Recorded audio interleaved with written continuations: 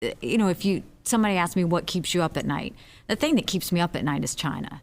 And the reason that China keeps me up at night is just look at this scenario that they've given us. When I was at the United Nations, my first year, they were what we knew of China, which was quiet. They didn't want any public interaction. They, talked to things, simply, no fanfare. They didn't want anything.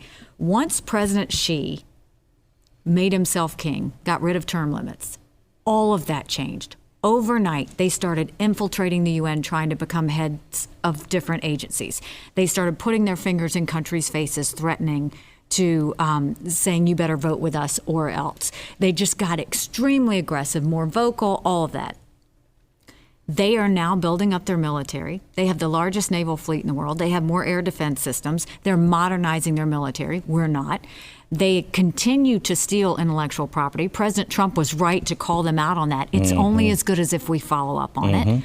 The human rights abuses, this isn't just another human rights abuse. This is very telling.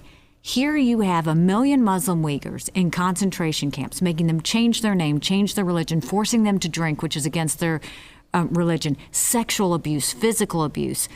We said that we would never again turn our eyes away from genocide. What is happening there now, it's the reason why I think we should boycott the Olympics. When China did the last Olympics, it was very much known that China saw it as their coming out party. When this Beijing Olympics happens, they are planning that this is going to be them showing the world that they are the new superpower of the world. And you mark my words, after that Olympics, if everything goes smooth, they're going to take Taiwan. And when they take Taiwan, it's over. It's over.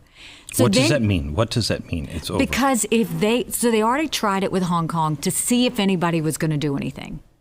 And we didn't really do anything. If they take Taiwan, then it's not about their region anymore. Then they're going to just go start taking other places. Then you're going to start seeing them eat up other countries. Even though they can't lay claim to them, they will. And that's the danger of it. Then you go a step further. They have, invested in all of these little properties. These are frivolous infrastructure projects that they're doing. They do it in these little countries waiting for such a time as this, when COVID hits, run up the debt, and then they say, you can't pay it back. Give us your military installation. Give us your port. Give us your utility. Now you look at that map, it'll send a chill up your spine.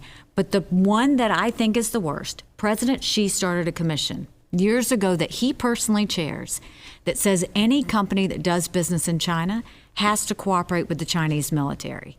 Now, think about our tech companies. Think about the health data, think about our personal data, think about our families, and think that the Chinese military has that. This played out in real time during COVID. When 2 American companies, 3M and Honeywell, producing PPE, China would not let them send it to us or any other country. Instead, they bought it wholesale and said, we will only give it to countries who agree to do business with Huawei, our 5G network.